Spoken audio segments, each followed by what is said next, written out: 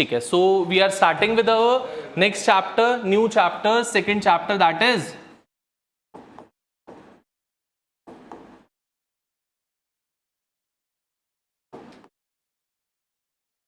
Very very important chapter. ठीक है, इसमें बेटा जो basic portions of the chapter थे जो आपने 9th में पढ़े थे वो यहाँ पे सब डिलीटेड है, मतलब discovery of electrons, discovery of protons, discovery of neutrons, that is not that much over there, but मैं एक थोड़ा सा जिस्ट आपको जरूर से दूंगा कि होता क्या था, किसने किया था, कैसे किया था, वो सब एक बार फिर भी मैं आपसे डिस्कस करूंगा। तो स्टार्टिंग विद द चैप्टर बच्चा, स्ट्रक्चर ऑफ एटम, मतलब overall this chapter would be discussing about the atom.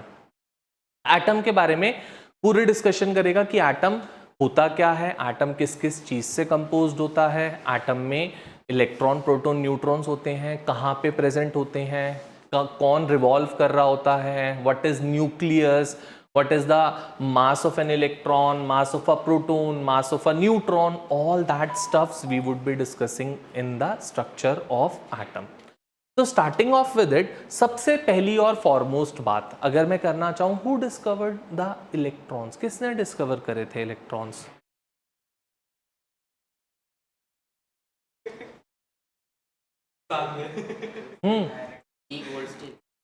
E Goldstein नहीं था बेटा, उसने तो मास बाय चार्ज का रेशियो बताया था।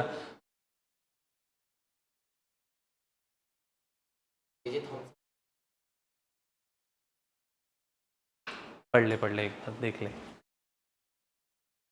हाँ जी, आगे बैठ जा बेटा।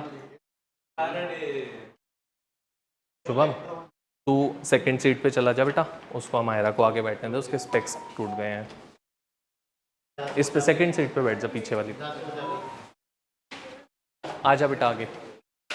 Yes, who discovered the electrons, जल्दी से। क्या क्या? अरे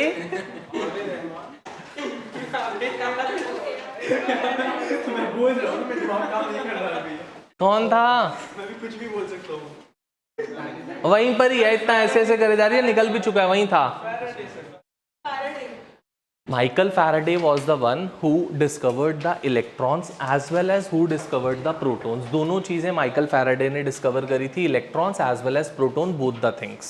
ठीक है, उसने एक बेसिक एक्सपेरिमेंट किया था, एक फ्लेक्सिबल ग्लास ट्यूब में एक्सपेरिमेंट किया था, and from that he discovered that कि किसी भी रेज में अगर मैं कोई भी चार्ज पार्टिकल्स की बात करूं तो they are being composed of some rays, that rays he gave the name of either the cathode rays और एक और नाम दिया केनाल रेज। दो डिफरेंट रेज के बारे में उसने बात करी थी, इलेक्ट्रॉन्स की अलग रेज के बारे में और प्रोटॉन्स की अलग रेज थी जिनके बारे में बात करी थी। तो Faraday was the one who discovered both the electrons as well as the protons, both of them. Michael Faraday was the one who led to the discovery of electrons and protons. And what about the neutrons?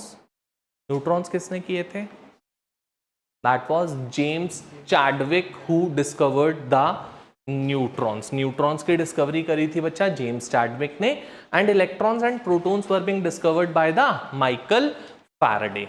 So if I move further, सबसे पहली और foremost बात जो हम लोगों को याद रखनी होगी बेटा, what is the charge of an electron? What is the charge of a proton? What is the charge of a neutron? Mass of electron, mass of proton, mass of neutron. These are the basic things that we should remember. So starting off with the charge on an electron. Electron के बेटा charge की अगर मैं बात करूं बच्चा आपसे, तो इलेक्ट्रॉन का चार्ज क्या होता है? इलेक्ट्रॉन का charge is minus of 1.6 into 10 raised to the power minus 19 coulombs. This is the charge present on an electron. Electron के ऊपर, एक इलेक्ट्रॉन के ऊपर जो चार्ज होता है that is this. And similarly अगर मैं प्रोटॉन की बात करूं बेटा, प्रोटॉन पे सेम मैग्नीट्यूड का चार्ज होता है but the sign would be different. जैसे इलेक्ट्रॉन का माइनस होता है, प्रोटॉन का प्लस होएगा, so it would be plus 1.6 into 10 raised to the power minus 19 coulombs would be the charge on a proton. और अगर मैं बच्चा न्यूट्रॉन की बात करता हूं तो न्यूट्रॉन पे कोई चार्ज नहीं होता, that is having a zero charge. Neutral होता है क्योंकि neutron do not have any charge. Coming over to the mass, on an electron अगर मैं बात करूं बच्चा, इलेक्ट्रॉन का मास होता है हमारे पास, दैट इज, चलो पहले 9.1 into 10 raised to the power minus 31 kgs is the mass of an electron. Similarly, mass of proton की बात करता हूं तो 1.67 into 10 raised to the power minus 27 kgs, and similarly is the mass of neutron. Neutron का भी मास बेटा same होता है एग्जैक्टली 1.678 आता है आगे into 10 raised to the power minus. These are the charge and mass present on a electron, proton and neutron. Electron पे there is a negative charge. Electron की जो रेज होती है उनको हम कैथोड रेज का भी नाम देते हैं. प्रोटोन पे there is a positive charge. उस पे जो रेज होती है उसको हम केनाल रेज का नाम देते हैं. एनोड रेज भी बोलते हैं उसको. केनाल रेज और एनोड रेज का भी नाम देते हैं. ठीक है, चलो मूविंग फर्दर. अब हम लोगों के पास बात आती है about the atomic number and mass number. तो स्टार्टिंग ऑफ विद सबसे पहले that what do we mean by atomic number. Atomic number को सबसे पहले can anyone tell me how we represent atomic number. कुछ सिंबल होता है क्या एटॉमिक नंबर का? Capital Z. Atomic number is denoted by Z. Mass number is denoted by capital A. और small से तो कुछ रिप्रेजेंट ही नहीं होता बेटा. Z is the atomic number. क्या होता है एटॉमिक नंबर? किस चीज के इक्वल होता है क्या एटॉमिक नंबर?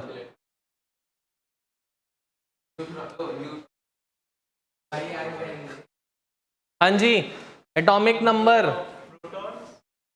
नंबर ऑफ, बस इलेक्ट्रॉन्स, न्यूट्रॉन्स, ड्यूट्रॉन्स, न्यूट्रॉन्स, कुछ भी निकाल लो है. हाँ जी, एटॉमिक नंबर.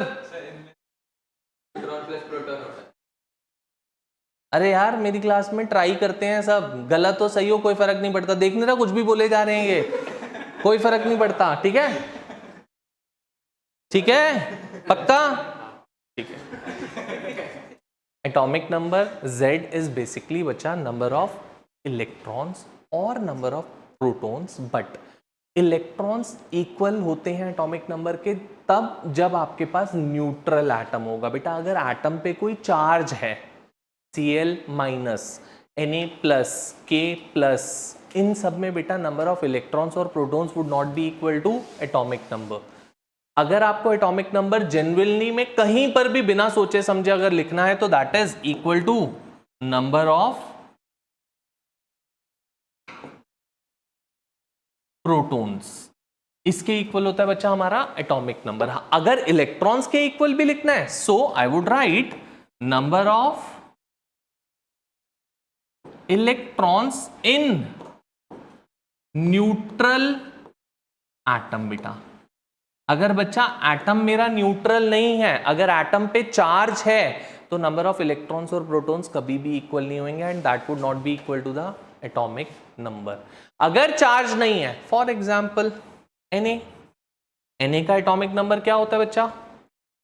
11. तो उसमें बच्चे number of electrons would be, protons would be 11, number of electrons would also be 11 because this is the neutral atom बेटा. हाँ है बच्चा, मेरे को नहीं दिख रहा, कहीं दिखा है तेरे? यहां दिख रहा है, यहां दिख रहा है, कहां दिख रहा है? दिखाई एक बार प्लस. मेरे बच्चा प्लस अगर मैं लिखूंगा तब होगा ना, अगर कंपाउंड बनता है तब Na प्लस होता है. ऐसे तो सोडियम मेटल Na प्लस होता है, सोडियम मेटल Na होता है मेरे बेटा, कोई चार्ज नहीं होता उस पर. अगर वो कंपाउंड बनाता है तो वो Na प्लस की फॉर्म में बनाता है. But sodium metal is Na. Sodium ion नहीं बोला, आयन बोलता तो Na प्लस होता. Sodium metal means it is Na.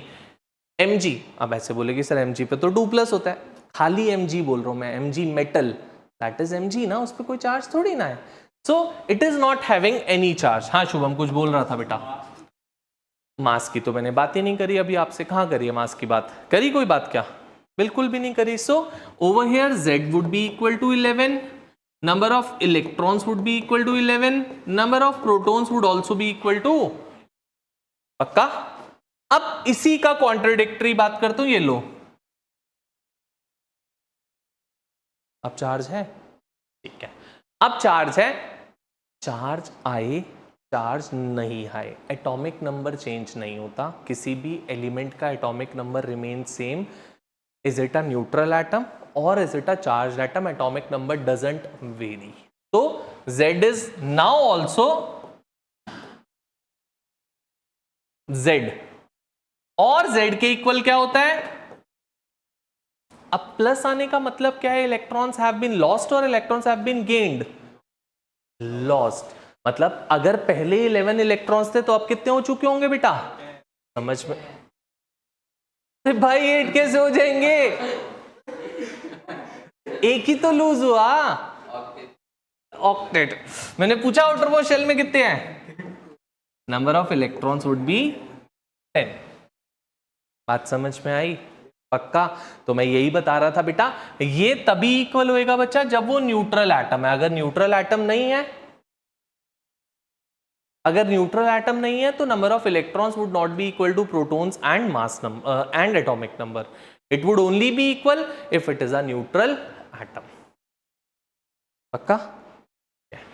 आगे चलते हैं, आओ. अभी आऊंगा ना, थोड़ा तो स्लोली स्लोली चलूंगा ना, ऐसे थोड़ा ना भगा दूं सीधा. Cl आराम से, बिल्कुल. अब तो जल्दी जल्दी बोलेगा फिर मैं सीधा न्यूमेरिकल पे आ जाऊंगा, देख ले. Cl, Cl का एटॉमिक नंबर भाई Cl का कब से 23 होता है? तो Cl का थोड़ा ना 23 होता है एटॉमिक मास, 35.5 होता है Cl का. Z is 17, that is the atomic number. ठीक है. Number of electrons would B 17 क्योंकि बच्चा न्यूट्रल एटम है. Number of protons would B 17 because it's a neutral atom. बच्चे अगर मैं Cl माइनस की बात करूं बेटा, तो Cl माइनस बने, प्लस बने, कुछ भी बने, Z तो चेंज नहीं होएगा. तो Z would again be, number of protons would be same and electrons would be. कोई दिक्कत? एटॉमिक नंबर पता लग गया होता क्या है बेटा? नंबर ऑफ इलेक्ट्रॉन्स प्रोटॉन्स कैसे डिसाइड करने हैं? Is it clear? अब आती है नेक्स्ट बात बच्चा, mass number denoted by capital A.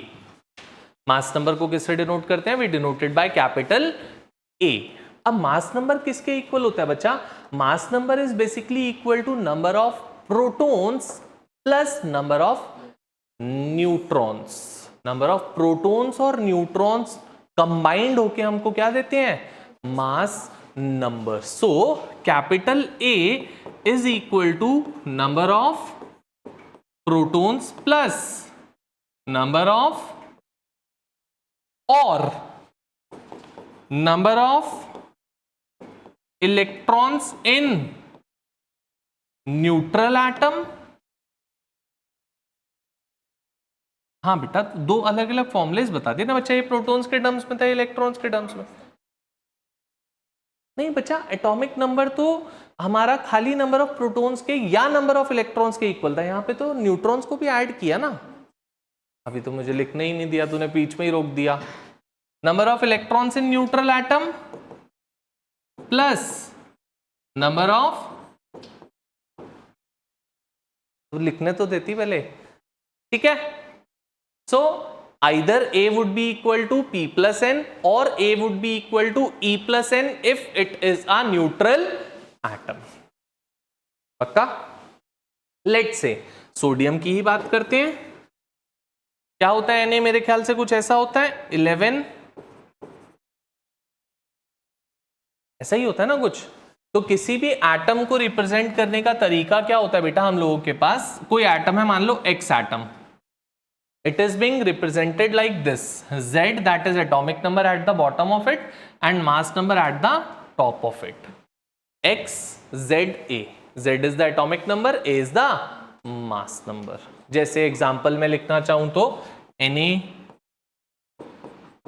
1123, Mg 1224, chlorine 1737.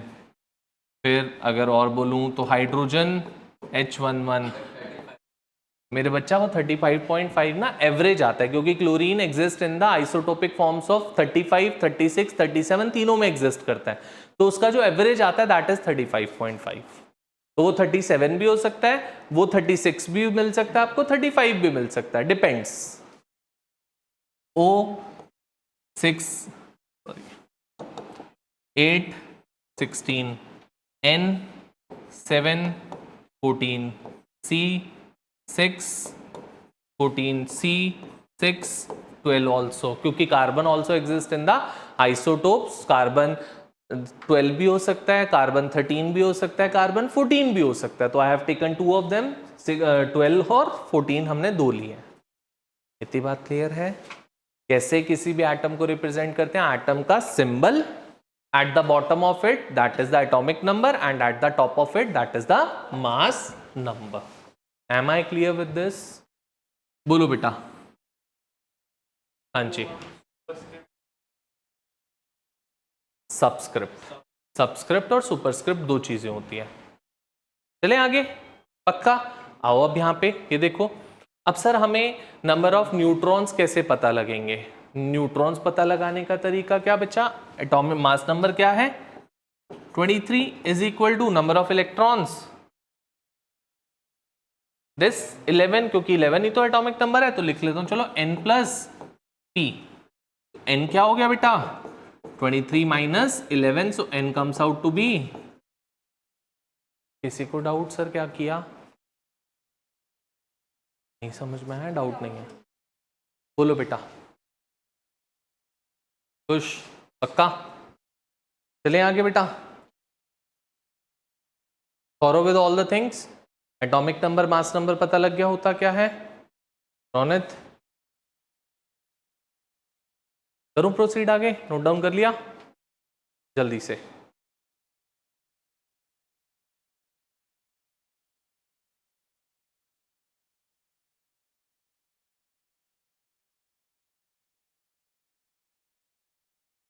बेटा अगर आपको पता है तो वेल एंड गुड, नहीं तो गिवन होंगे। वैसे आपको ये क्वेश्चन कभी देगा नहीं, ये तो 9th की चीजें हैं सारी, इतना बेसिक चीज कभी नहीं देगा, बट ये न्यूमेरिकल की फॉर्म में आता है। जैसे आपको मतलब इतनी सी जितनी अभी तक मैंने बात करी है ना, इसके बेसिस पे मैं आपको एक क्वेश्चन ऐसा करा सकता हूं जो आप सोचोगे ये कर क्या दिया इन्होंने क्वेश्चन में।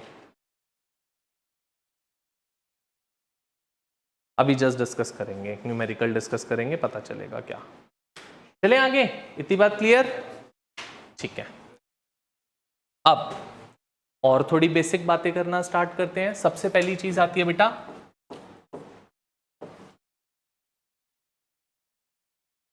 आइसोटोप्स। क्या होते हैं आइसोटोप्स? किसका? तेरा और मेरा? Of elements. हाँ जी, आइसोटोप्स।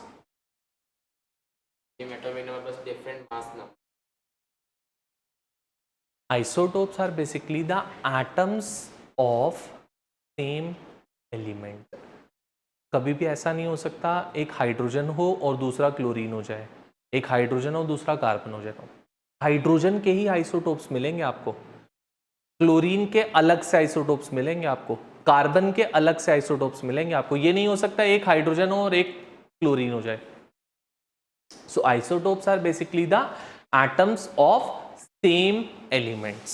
ये ध्यान रखना, कभी भी डिफरेंट एलिमेंट्स के एटम्स नहीं हो सकते आइसोटोप्स की जब भी आप बात करोगे। तो I would write atoms of same elements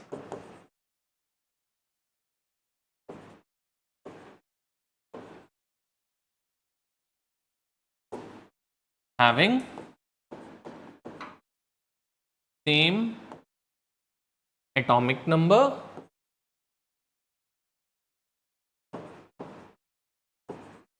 but different mass number,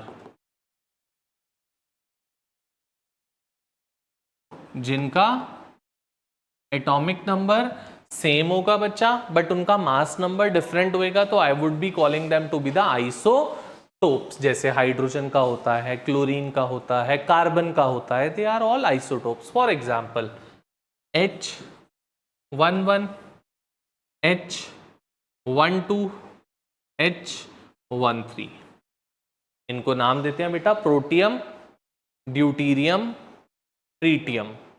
ये 3 आइसोटोप्स होते हैं हाइड्रोजन के, आपको याद रखने की जरूरत नहीं है, बट फिर भी बता रहा हूँ। H11 is protium, H12 is deuterium, H13 is tritium.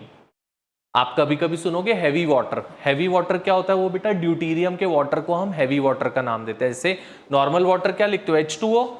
Deuterium का वाटर ऐसे लिखा जाता है, this is also water but this is heavy water, तो this is deuterium water, D2O, H की जगह D2O। ठीक है, तो कभी कभी you would see this 12th में जब आओगे तो I would be using these things, so you should know that क्या है D। तो D is basically the isotope of hydrogen, deuterium. चले, ठीक है, आगे बढ़ते हैं। इसके और भी एग्जाम्पल ले लेते हैं। For example carbon 612, carbon 614, chlorine, carbon 13 में भी एग्जिस्ट करता है but I am not showing it, बहुत कम क्वांटिटी में एग्जिस्ट करता है, दैट्स वाई। आगे चलूं अगर तो क्लोरीन भी होता है बेटा, Cl 17 35, Cl 17 36, Cl 17 37. So you can clearly see that the atomic number of all of them are same, but their mass number is varying, their mass number is changing. That we call it to be the isotopes. पूछना है कुछ? बोल जल्दी मेरे बच्चा। देखो बताता हूँ। जो नेचर में क्लोरीन एग्जिस्ट करता है, जैसे पीछे फर्स्ट चैप्टर के मिसलेनियस क्वेश्चंस पे जाओ जल्दी से। फर्स्ट चैप्टर के मिसलेनियस क्वेश्चंस पे आओ एक बार। क्वेश्चन नंबर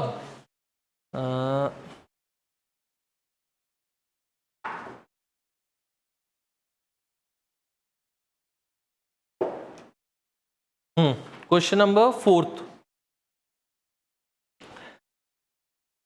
वहां पे अगर आप चेक करोगे तो दो आइसोटोप्स दे रखे हैं आपको, 35 और 37। दो isotopes they have given us 35 और 37। उसमें देखो परसेंटेजेस दे रखी है बेटा, नेचुरल अबंडेंस की फॉर्म में परसेंटेज दे रखी है। देखो मैक्सिमम परसेंटेज किसकी है? 35 की, दैट इज 75%, और 24 और 25% इज ऑफ द 37। तो जब उसको एवरेज निकालते हो तो एवरेज निकालने के बाद क्या आता है? ओवरऑल उसका मास आता है 35.5 समथिंग। तो we take it to be 35। Natural abundance से ही पता लगता है। अगर कोई एलिमेंट एक ही सिंगल आइसोटोप में होता तब तो वही उसका एटॉमिक मास हो जाता, बट अगर डिफरेंट डिफरेंट आइसोटोप्स में एग्जिस्ट कर रहा है तो we have to take into account the natural abundance of it, कि वो नेचर में 35 में कितना एग्जिस्ट कर रहा है, 37 में कितना। 36 नहीं भी लिखना चाहो छोड़ दो क्योंकि बहुत कम क्वांटिटी होती है, so we can escape it also. इसको मैं छोड़ भी सकता हूँ 36 को। 37 और 35 लिख लो, दो 37 एंड 35 दो लिख लो।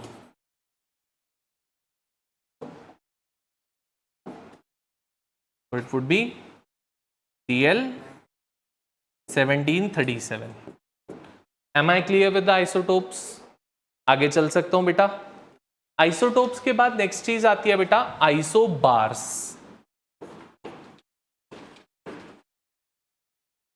हाँ, who will tell me the isobars?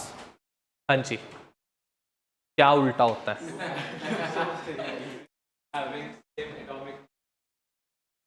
इससे क्या बोला? सुनना, atoms of same element having same atomic mass but different atomic number. क्या किसी दो एलिमेंट्स का, दो मतलब दो एटम्स के सेम एलिमेंट का, सेम एलिमेंट, यही बात हुई थी ना हमारी, क्या एटॉमिक नंबर डिफरेंट हो सकता है? कभी भी नहीं हो सकता। तो आइसोटोप्स के लिए सेम एलिमेंट्स होते हैं, आइसोबार्स के लिए there would be the different elements. Atoms of different element can not be same element बच्चा। अगर सेम एलिमेंट होएगा तो उसका एटॉमिक नंबर कभी डिफरेंट हो ही नहीं सकता। ठीक है, so I would write atoms of different element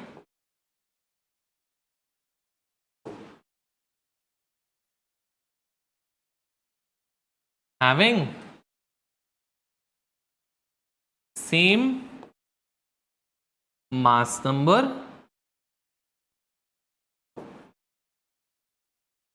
but different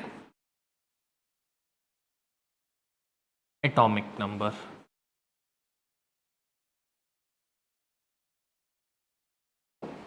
बोलो बेटा, इतनी बात क्लियर है? पक्का? एग्जाम्पल्स. अगर क्लियर है तो we should know the examples. Who will give me the example of isobars?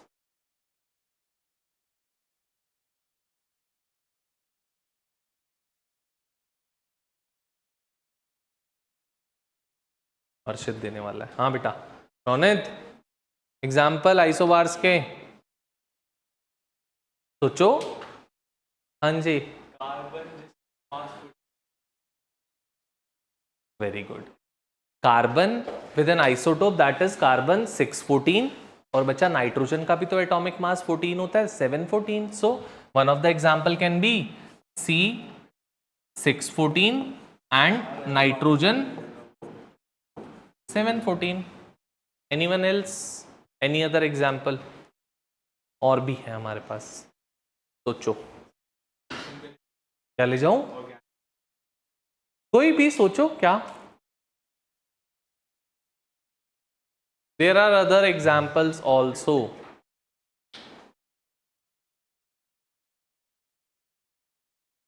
Till 20 तक याद कर लेते हैं, ठीक है.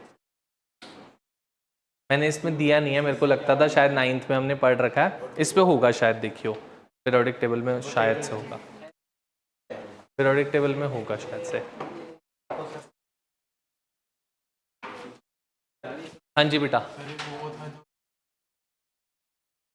किसी चीज के ट्रीटमेंट के लिए यूज होता है.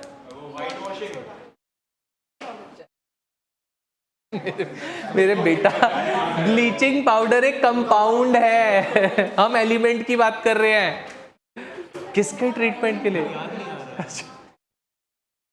हाँ जी, आयोडीन. आयोडीन का तो एटॉमिक नंबर भी नहीं पता होगा तुम्हें, पता है ना? और कोई एग्जाम्पल? Potassium, calcium. कैल्शियम 2040 होता है. जल्दी.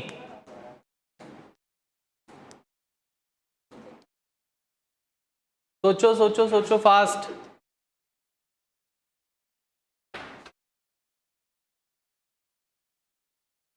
नहीं होता और कोई? हाँ जी, सुन लो वो क्या कह रहे हैं. हाँ बेटा बोल. हीलियम तो बेटा 24 होता है. Atomic number 2, mass number is 4.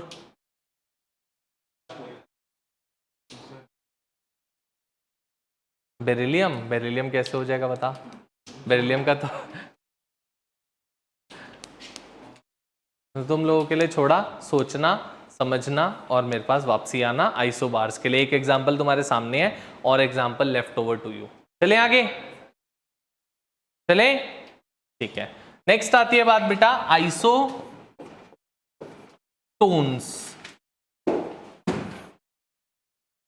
Isotones are basically the species having the same number of neutrons in them. जिन भी species का न्यूट्रॉन्स सेम होते हैं उन पर्टिकुलर species को I call them to be the isotones. Species having the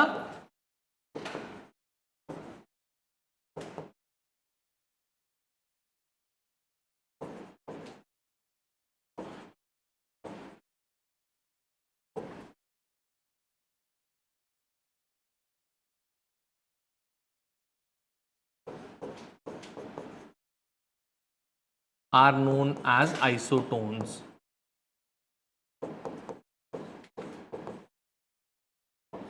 ठीक है. एक example मैं देता हूं चलो आपको, उसके बाद आप सोचोगे. लेट से कैल्शियम 2040 एंड पोटेशियम 1939. यही होता है बेटा. अब दोनों का डिफरेंस चेक करना. डिफरेंस कितना आ रहा है एटॉमिक नंबर मास नंबर का? 40 माइनस 20 इज 20, 39 माइनस 19 इज, मतलब दोनों में नंबर ऑफ न्यूट्रॉन्स कितने हैं बच्चे? न्यूट्रॉन्स यही तो होते हैं एटॉमिक नंबर और मास नंबर का डिफरेंस. तो number of neutrons in both of them is 20. कोई और एग्जांपल जिसमें नंबर ऑफ न्यूट्रॉन्स सेम हो? Sodium and sodium is 1123 and magnesium is 1224. That can also be an example. See, sodium 1123 and magnesium 12, 24, any other? बहुत सारे हैं और भी। Any other जल्दी से। जो यहां लिखे हैं उन्हीं में से भी एक और मिल जाएगा, कहीं इधर उधर सोचने की भी जरूरत नहीं पड़ेगी।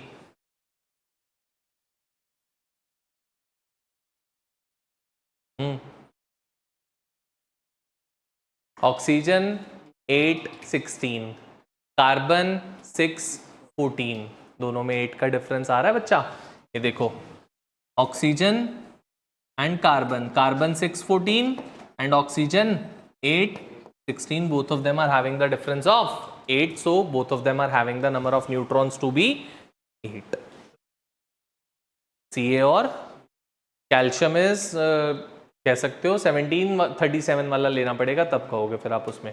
Calcium is 2040, chlorine is 1737, that can also be an example. Calcium के साथ भी हो जाएगा वो।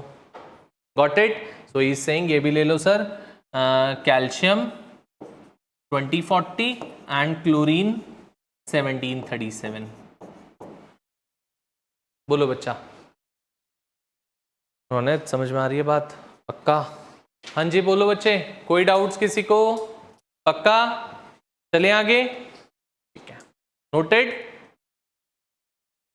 नोटेड? चले, ठीक है। अब एक और टर्म आती है जिसको हम नाम देते हैं बच्चा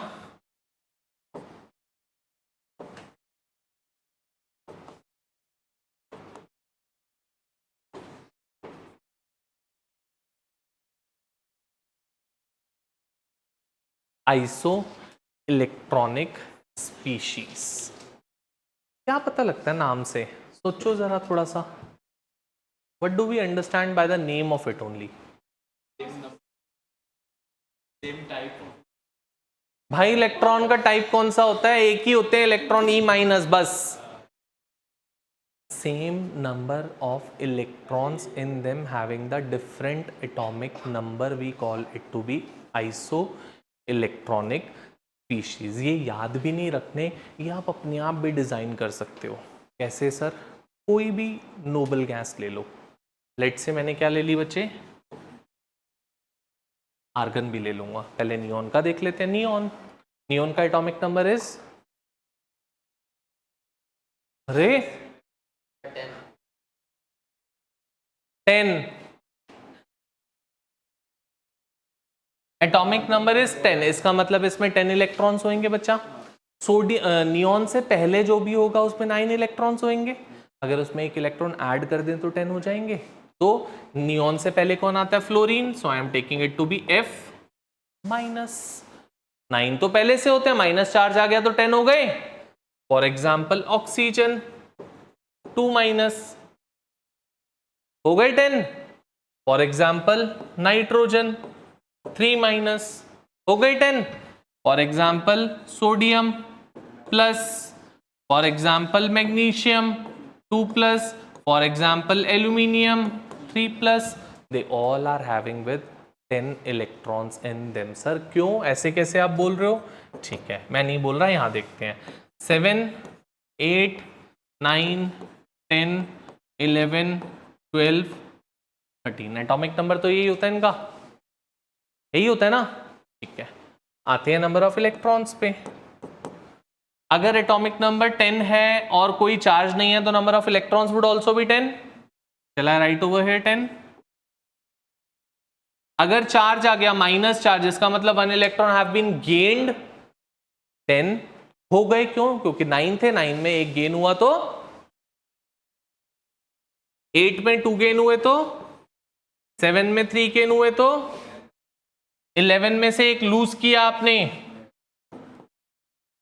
12 में से 2 लूज किए, 13 में से 3 लूज किए, तो they all are iso electronic in nature. We need not to mug it up, अपने आप डिसाइड कर सकते हो।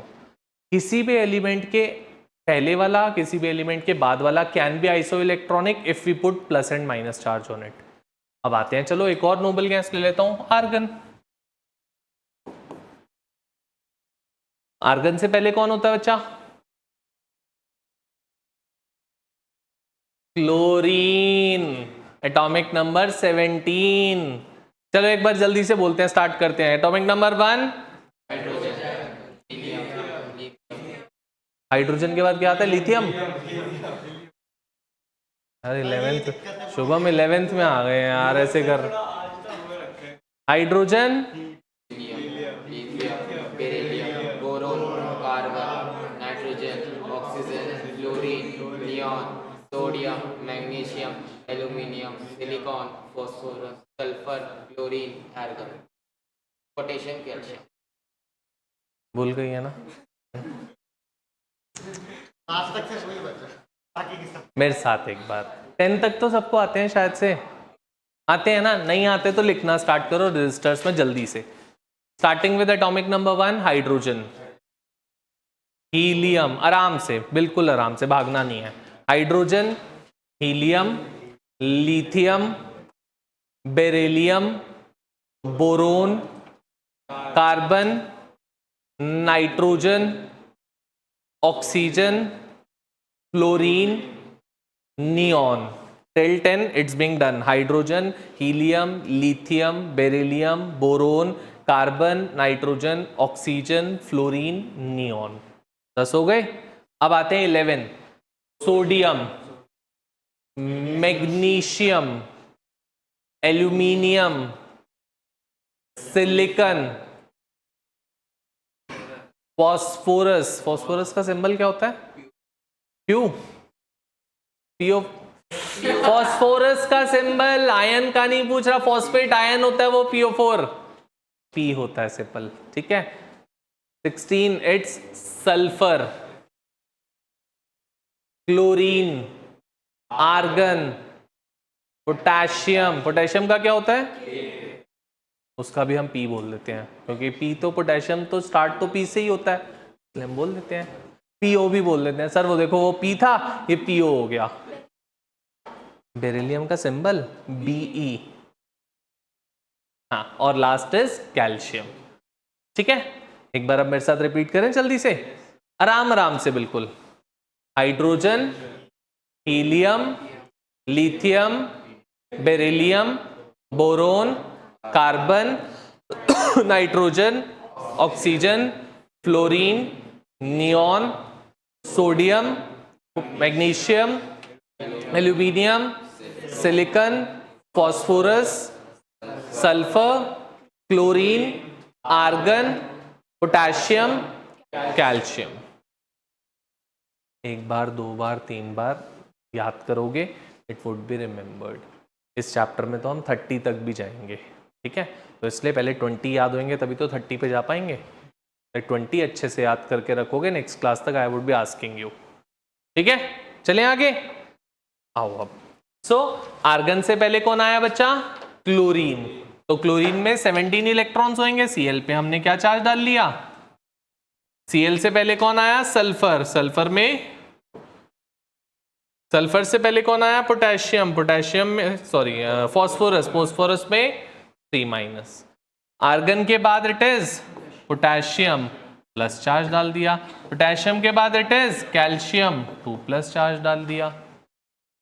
सबका एटॉमिक नंबर देखो, Z 15, 16, 17, 18, 19, 20. Number of electrons, it was 18. 17 plus 1, 18. 16 plus 2, 18. 15 plus 3, 18. 19 minus 1, 18. 20 minus 2, बोलो बेटा, याद करने की जरूरत पड़ेगी या अपने आप डिजाइन कर सकोगे आइसो इलेक्ट्रॉनिक स्पीशीज को? हाँ जी, याद करने पड़ेंगे क्या? पक्का हो जाएगा? चलें आगे। तो thorough with iso electronic species, isotopes, isobar, isotones, iso electronic species, चारों क्लियर हो गए अच्छे से? चल दूं आगे, ठीक है। Let's move further now. इसका क्वेश्चन कराऊं एक न्यूमेरिकल? करें एक न्यूमेरिकल, देखते हैं। आ जाओ जल्दी से मिसलेनियस क्वेश्चंस पे, लास्ट में बिल्कुल। Miscellaneous question number 35। एक मिनट राकेश भैया 2 बुक्स दे देना 11th की, अभी दे दे, जब तक देख ले उससे, अभी दे रहे हैं। देविका दे दे बेटा इसको। आओ क्वेश्चन नंबर 35 पे, पेज नंबर बताओ कोई। 46 पेज नंबर, क्वेश्चन नंबर 35 इन दोनों को। चलो लेट्स आओ move over to question number 35। ध्यान से सुनना मेरे साथ क्या बोल रहे हैं क्वेश्चन में। A good question and an important question, ठीक है। 33, 34, 35 all 3 are the same questions, तीनों के तीनों। क्वेश्चन नंबर 35 हमारा पढ़ बेटा 35।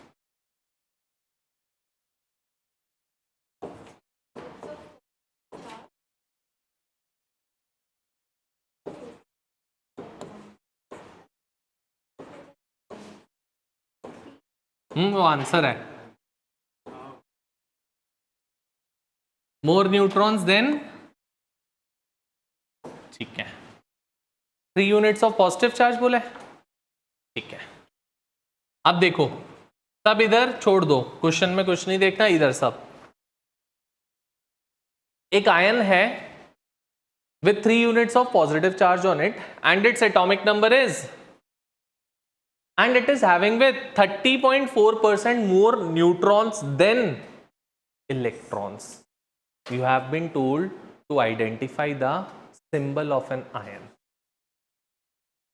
हाँ बेटा मास नंबर, अच्छा मैंने Z लिख दिया, गलती से लिख दिया, कोई बात नहीं। Mass number is 56, A is 56, ठीक है। आपसे बोला you need to identify the symbol of that particular ion. ना तो आपको इलेक्ट्रॉन्स पता है, ना ही आपको न्यूट्रॉन्स पता है, ना ही आपको प्रोटॉन्स पता है। जब नहीं पता तो we can not easily identify the atomic number of an element, क्योंकि जब तक आपको एटॉमिक नंबर नहीं पता होगा तब तक आप उसका सिंबल नहीं बता सकते। तो मेरा काम क्या होगा, एटॉमिक नंबर फाइंड आउट करना वेरी इजीली। कैसे? अब मुझे इलेक्ट्रॉन्स नहीं पता बेटा, प्रोटॉन्स नहीं पता बच्चे। So let's take, let number of protons be, मेरे साथ समझ लो, बाद में आराम से करेंगे, कोई जल्दी नहीं है। इसके बाद आप एक और क्वेश्चन आप कर देना मेरे लिए, ठीक है, बट मेरे साथ सीख लो पहले। Let the number of protons be x. अगर मेरे बच्चा प्रोटॉन्स एक्स मान लिए मैंने, तो how many electrons would be there, can anyone tell मी?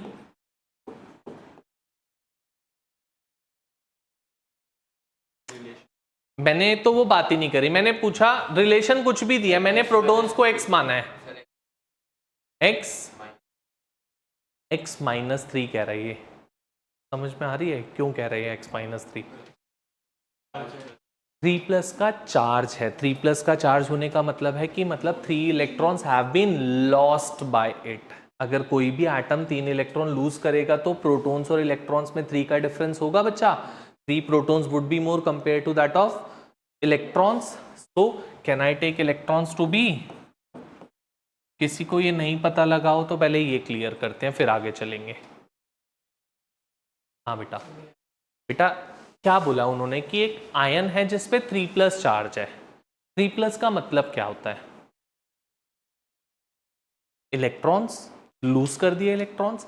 तो मैं कह रहा हूं अगर उसमें प्रोटॉन्स हमने एज्यूम करे x थे, हमने एज्यूम करे थे x थे, तो इलेक्ट्रॉन्स कितने होंगे? अगर मैं बोल रहा हूं कोई चार्ज नहीं है उस पर, तो कितने इलेक्ट्रॉन्स होने चाहिए थे? अगर प्रोटॉन्स x हैं तो इलेक्ट्रॉन्स कितने होंगे? वो भी x ही होंगे। बट अगर मैंने कह दिया वो 3+ चार्ज वाला है, तो मतलब 3 इलेक्ट्रॉन्स उसने लूज कर दिए ना बेटा। x में से 3 लूज करेगा तो क्या हो जाएगा? इसलिए मैंने लिया ये। चले अब नंबर ऑफ न्यूट्रॉन्स क्या बोले बेटा? It is having with 30.4% more neutrons than electrons. मतलब जितने इलेक्ट्रॉन्स हैं उतने तो हैं ही हैं न्यूट्रॉन्स, उससे भी 30.4% ज्यादा है, उससे भी ज्यादा। तो मतलब जितने इलेक्ट्रॉन्स है वो तो लिख लूं, ये लो x -3 प्लस 30.4% मतलब 30.4/100 ऑफ। तो सिंपल मैथ्स यूज करिए, मैंने कुछ चीज यूज नहीं करी और समझ में आया ना बेटा। अच्छा मल्टीप्लाई करेंगे तो क्लियर हो गया।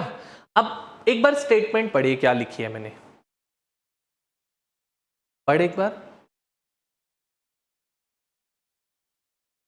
मोर न्यूट्रॉन देन इलेक्ट्रॉन, मतलब जितने इलेक्ट्रॉन्स हैं उतने तो न्यूट्रॉन्स भी हैं, बट उन इलेक्ट्रॉन से ज्यादा कितने हैं, 30.4% और ज्यादा है, तो मतलब इलेक्ट्रॉन्स वाले तो है ही है, इससे भी 30.4% ज्यादा है, तो ऐड ही तो करेंगे ना बच्चा।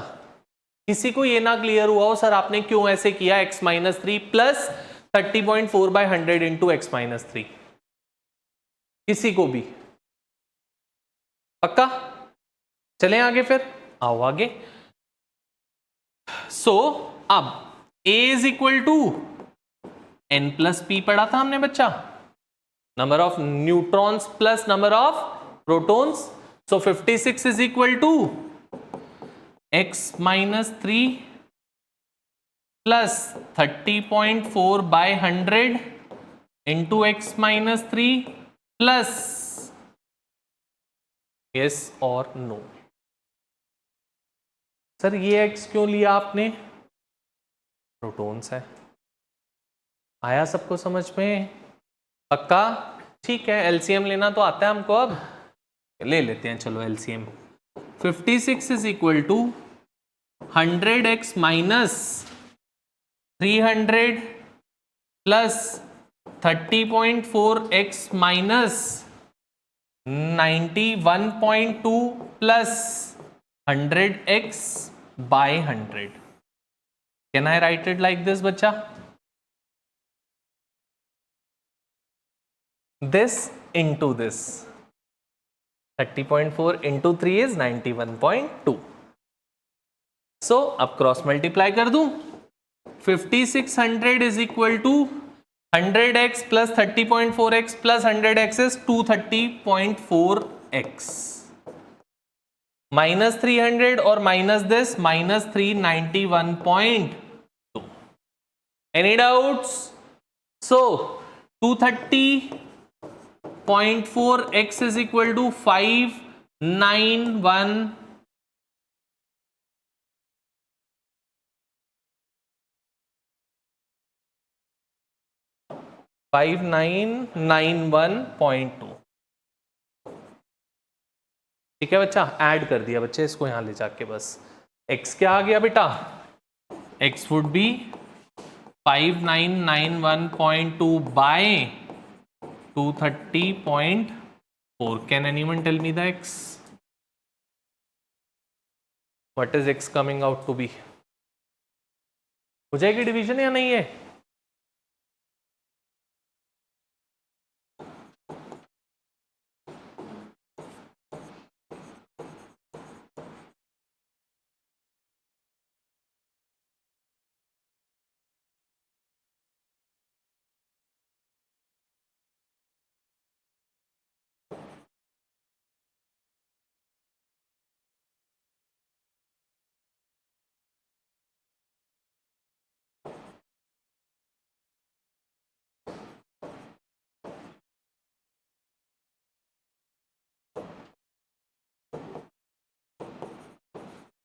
ट्वेंटी 26.0 समथिंग आएगा, सो इट इज 26 ओनली। तो बेटा मास नंबर क्या आ गया बच्चा, एटॉमिक नंबर क्या आ गया बच्चे, क्या आ गया? पक्का? प्रोटॉन्स 26 आ गए ना, तो एटॉमिक नंबर पता लग गया हमें। और बच्चा एटॉमिक नंबर पता लग गया तो हम एटम भी बता सकते हैं, जो हमें पता है atomic number 26 is iron. So the element would be Fe3 plus with 26 56. मुश्किल था क्या? पक्का? मैंने कोई नई चीज नहीं सिखाई आज आपको, ये सब पहले पढ़ी हुई चीजें थी, उस पर न्यूमेरिकल किया है। ठीक है? पक्का? नोट इट डाउन फास्ट, फिर आगे चलें। हाँ जी बेटा, कुछ डाउट लग रहा है? पक्का? कैलकुलेशन सोच रही है? नोट डाउन कर लेते हैं, फिर आप लोग करोगे एक question and then we would move further. Go for it fast.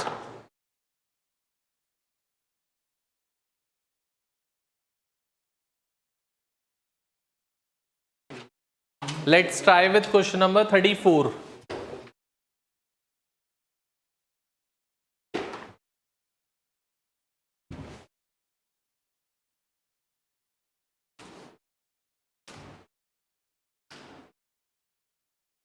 कोई डाउट्स हो, any problem, you can ask me. Go for 34th.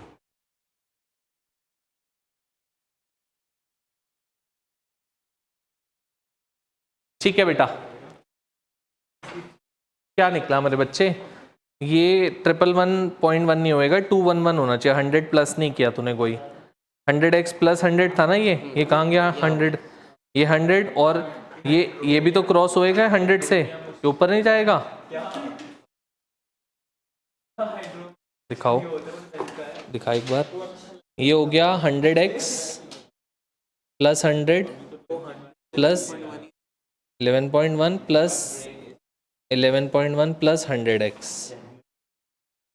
ठीक है, 100x plus 100x plus 11.1 is 211.1x होएगा ना मेरे बच्चा. तेरा 111 लिया तूने, बस 211 ही तो होगा. तूने भी तो ठीक लिखा, यही तो है. इसको कर ले 211 बस, तो यहाँ से x निकालेगा तो it would come out to be 17 then. ठीक है, चलो चले आगे. इधर इधर एवरीवन नाउ. यस, कुछ और बेसिक क्वेश्चंस. हम लोगों ने दो मॉडल्स तो बहुत अच्छे से इन डेप्थ पढ़े हुए हैं. इफ यू रिमेंबर, एक मॉडल आपने पढ़ा हुआ है Thompson model of an atom. Second model आपने पढ़ा है Rutherford model of an atom. In depth पूरा अच्छे से पूरा डिटेल में सब पढ़ा है इसके बारे में. तो मैं बहुत ज़्यादा डिस्कशन नहीं कर रहा. थॉमसन की मैं डिस्कशन कर रहा हूँ. रदरफोर्ड आपके लिए छोड़ूंगा, एक बार गो थ्रू करके आओगे, फिर मैं रदरफोर्ड भी डिस्कस करूंगा पूरा आपसे. ठीक है, स्टार्टिंग विद द सबसे पहली attempt for the atom was being made by the Thomson. First scientist who came into existence to know that what atom is was the Thomson. Thomson आया, उसने बोला दैट एटम भी कोई चीज होती है जो एग्जिस्ट करती है, और वो एटम होता क्या है, उसमें क्या क्या चीजें होती हैं. Everything was being discussed with us by Thomson. So the first model that is there with us is Thomson's model of an atom.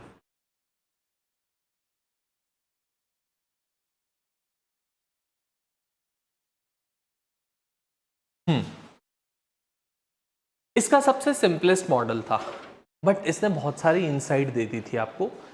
इसने बोला दैट कि एटम जो होता है, एक यू कैन से एक वाटरमेलन की तरह उसने कंसीडर किया एटम को, या प्लम पुडिंग मॉडल की तरह, प्लम पुडिंग मॉडल की तरह, रेजिन पुडिंग मॉडल की तरह उसने एज्यूम किया एटम को. उसने क्या बोला, atom is basically being composed of two types of charge particles. One is electrons and the other is protons.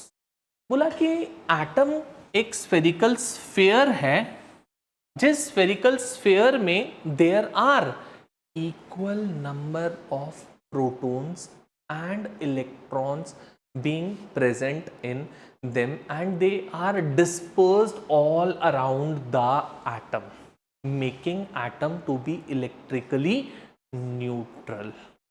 आप देखते हो ना वाटरमेलन को, अगर आप चेक करोगे तो क्या ऐसा होता है बेटा, वाटरमेलन काटने पे एक जगह सारी सीड्स होती हैं, दूसरी जगह पूरा रेड पार्ट होता है. Seeds are uniformly being distributed inside the watermelon. Similarly बोला कि ये जो एटम है, atom is a positive charge sphere. उसने इलेक्ट्रॉन्स की बात नहीं करी इसमें बोला it is a positive charge sphere. पूरा एक पॉजिटिव चार्ज स्फीयर है.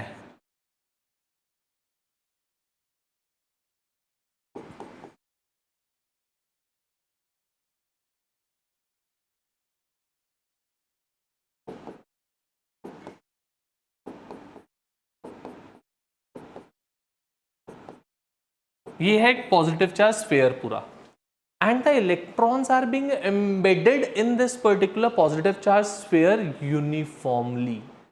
Uniformly electrons are being distributed in this positive charge sphere. हर जगह इलेक्ट्रॉन है, everywhere.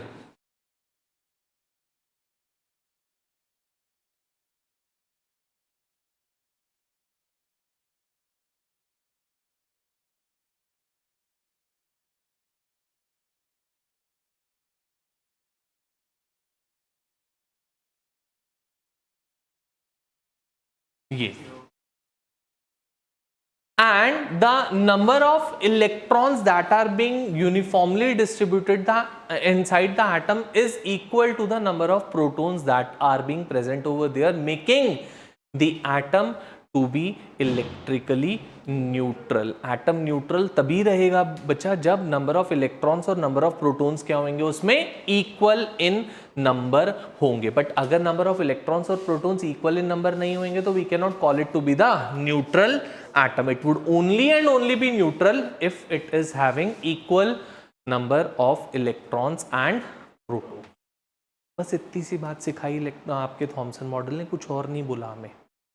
बट हाँ, ये पता लग गया दैट कि एक एटम में दो चीजें प्रेजेंट होती हैं, इलेक्ट्रॉन्स एंड प्रोटॉन्स. इससे पहले तक nobody was knowing दैट कि एटम में क्या चीज प्रेजेंट होती है. He came and he discussed that atom consists of positively charged protons and negatively charged electrons.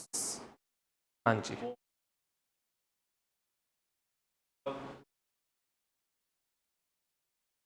somewhere around to be.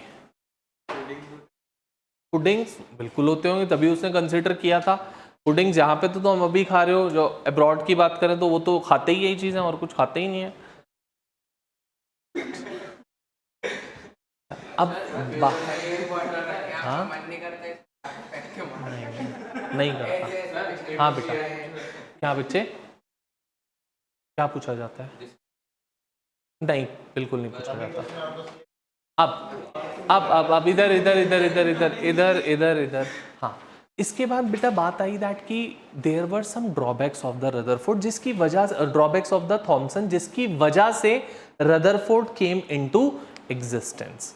अब ड्रॉबैक्स में क्या बात आई बच्चा? सबसे पहली बात कि एटम के अंदर तो इलेक्ट्रॉन्स प्रेजेंट ही नहीं होते हैं.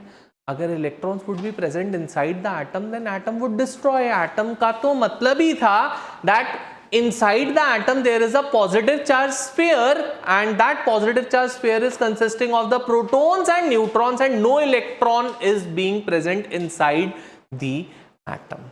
तो पहली बात तो इसने वो कही थी that electrons and protons are present along with one another. That was not acceptable. Second बात और एक इसने कही थी और मतलब और इसके एक ड्रॉबैक आई क्या, that he was not able to explain the spectrum of an atom. ये क्या होता है स्पेक्ट्रम ऑफ एन एटम?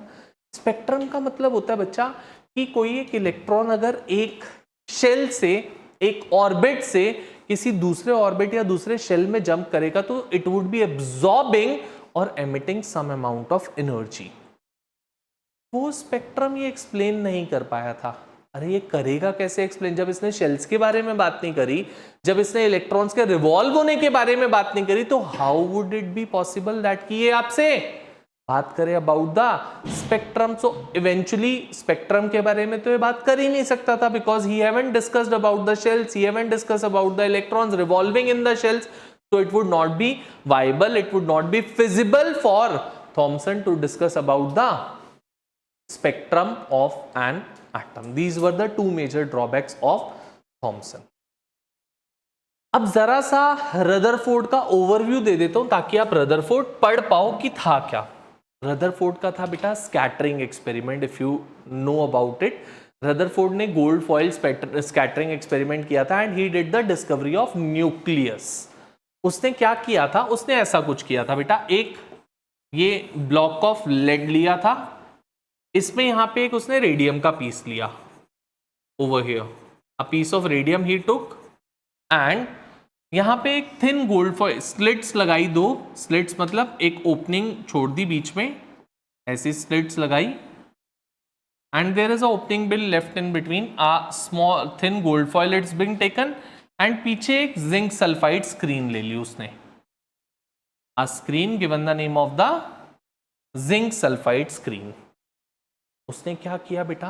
उसने इस रेडियम का पीस, रेडियम क्या होता है? रेडियो एक्टिव इन नेचर होता है बेटा.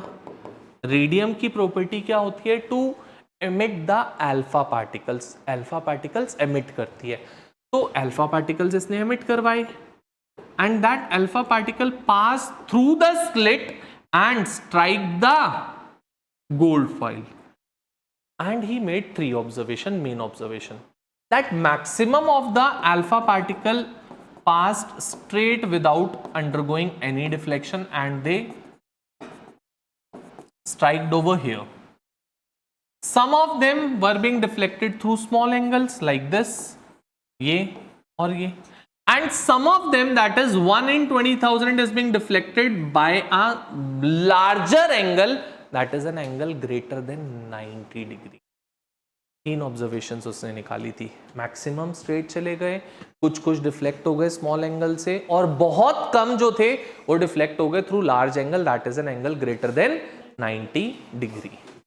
इन 3 ऑब्जर्वेशंस पे उसने कुछ कंक्लूजन्स निकाली थी, एंड उन कंक्लूजन्स के बेसिस पे उसने कहा दैट कि एटम के अंदर मैक्सिमम स्पेस एम्प्टी है and there is a small space occupying positive charge center, heavy mass center present at the center of an atom, which he called to be the nucleus. उसने बोला ये जो alpha particle deflect हुए, क्यों deflect हुए? क्योंकि alpha particle positive charge particle होते हैं. कोई भी एक पॉजिटिव चार्ज पार्टिकल अगर दूसरे पॉजिटिव चार्ज के आसपास भी जाएगा, उसकी विसिनिटी में भी जाएगा, तो it would be deflected. So these are the ones which moved very close to the nucleus of that particular gold foil, because nucleus is positively charged. और जो वापसी चला गया 90 डिग्री से ज्यादा पे डिफ्लेक्ट हुआ, that would be the one जो इस पे डायरेक्टली जिसने स्ट्राइक किया रहा होगा न्यूक्लियस पे, क्योंकि न्यूक्लियस इज वेरी हैवी मास का होता है. तो कोई एक हैवी मास के पार्टिकल पे दूसरा हैवी मास जाके अगर टकराएगा तो eventually it would bounce back. वो क्या हुआ? वो बाउंस बैक कर गया, या तो पूरा ही वापसी चला गया, या it is being deflected through a angle greater than 90 degree. Got it? अच्छे से पक्का, फॉलो विद इट, पक्की बात. तो these are the things which Rutherford discussed about.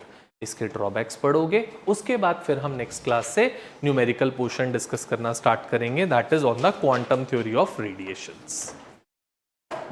ठीक है, चलो.